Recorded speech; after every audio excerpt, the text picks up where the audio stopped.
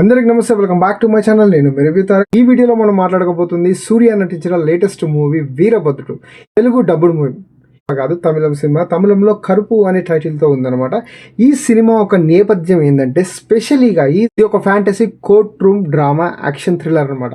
Basically ఈ cinema కోసం మాట్లాడుకోవాలంటే కరుపు అనేది ఇది ఒక తమిళంలో వెబ్ సిరీస్కి సంబంధించిన ఒక డ్రామా అనమాట. ఈ వెబ్ సిరీస్ ఒక నేపథ్యం ఏంటంటే ఒక సడన్ ఒక ఏరియా ఉంటుంది. ఆ ఏరియాలో ఎటువంటి ప్రమాదాలు ఏమన్నా అయినాయి అంటే దేవుడు ఆ ఏరియాని మట్టుకే ప్రత్యేకంగా దేవుడు దిగి వచ్చి కాపాడతారనమాట. ఆ వెబ్ సిరీస్ని తీసుకొని ఈ సినిమాని రూపొందించడం జరిగిందనమాట. సో దీనికి డైరెక్టర్ వచ్చేసి అజయ్ బాలాజీ, హీరోయిన్ త్రిషా కృష్ణన్, దాంతో సూర్య నటించారు.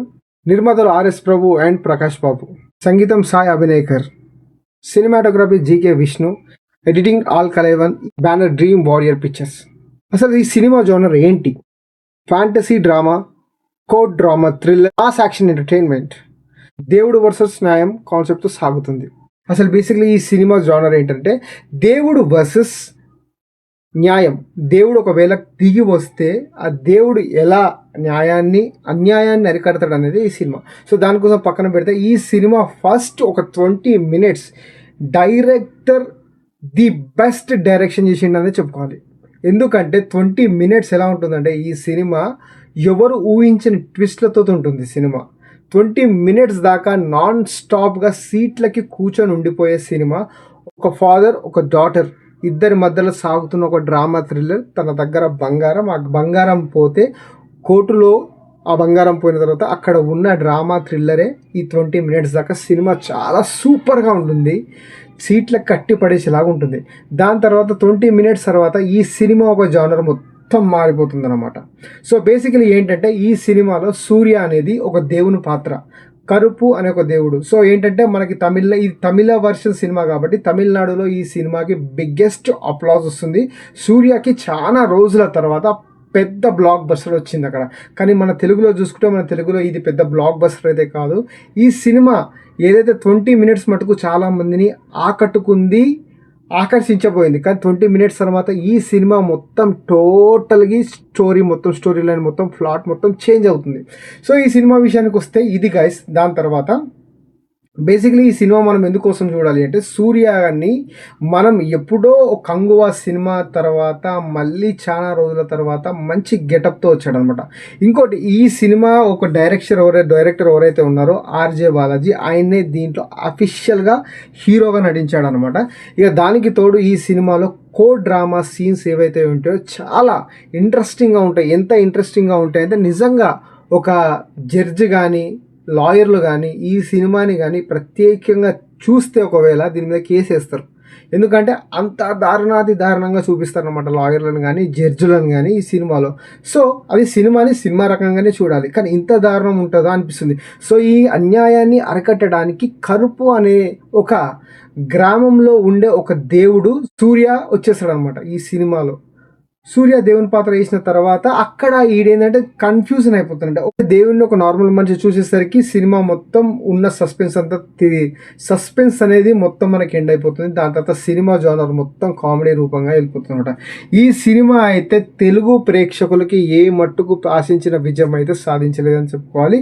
దాంతోపాటు ఈ సినిమాకి సంగీత దర్శకుడు ఎవరైతే ఉన్నా అభినయకర్, ఈ సినిమాలో బ్యాక్గ్రౌండ్ మ్యూజిక్ మనకి వినవడలేదు అనమాట. ఎందుకంటే తమిళ్ ఫ్లేవర్ టోటల్గా మిక్స్ అయిపోయి ఉండేసరికి తెలుగు నేటివిటీకి ఇది సరిగా అందలేకపోయింది.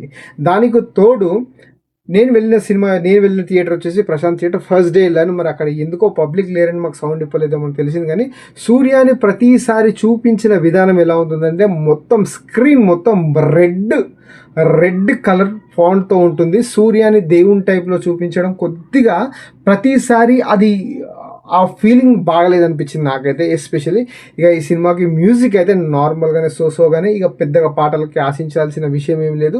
ఇక ఈ తమిళనాడులో మటుకు ఈ సినిమాకి ప్రత్యేకమైన బ్రహ్మరథం పడుతున్నారు ప్రేక్షకులు అని చెప్పుకోవాలి. ఎందుకంటే అక్కడ కరుపు అంటే ఏదైతే ఆ దేవుడు ఏదైతే ఉందో అది నిజంగా ఇప్పుడు ఒక ఎలా చెప్పాలి అంటే సింపుల్గా చెప్పాలి అంటే మన నేటివిటీ ప్రాంతీయ భావం అంటారు కదా, అదే అనమాట. ఎందుకంటే కాంతారకు కూడా అక్కడ ఎంత పెద్ద అప్లాజ్ వచ్చిందో, సో అలాగనే తమిళనాడులో ఈ సినిమాకు అప్లాజ్ వస్తుంది. ఇక ఈ సినిమా స్పెషల్గా చెప్పాలి అంటే తెలుగులో మటుకు సోగానే ఉన్నాయి, కలెక్షన్లు కూడా సోగానే ఉన్నాయి. కానీ సూర్యకి ఒక మంచి కంబ్యాక్గా తమిళ ప్రజలకి కంబ్యాక్ అయితే ఉంది. సూర్యని ఎన్నో రోజుల తర్వాత ఒక మంచి పెద్ద హిట్తో చూడాలనుకుంటున్నారు, అక్కడ ఈ సినిమాని పెద్ద హిట్తో చూశారు.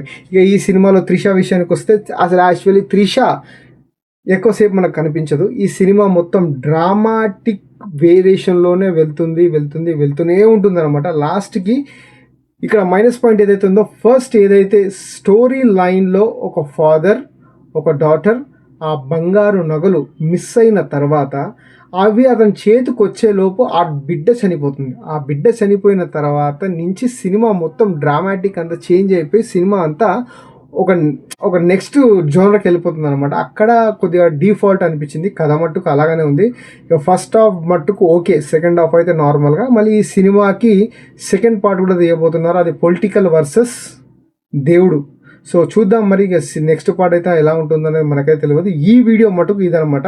నాకైతే వీరభద్రుడు సినిమా సోగా అనిపించింది. మీకు ఎలా అనిపించిందో చెప్పండి. ఒకవేళ నా ఎక్స్ప్లెనేషన్ కనుక మీకు నచ్చినట్టయితే please do subscribe my channel. నేను మీ రివ్యూ తారక్. జై హింద్.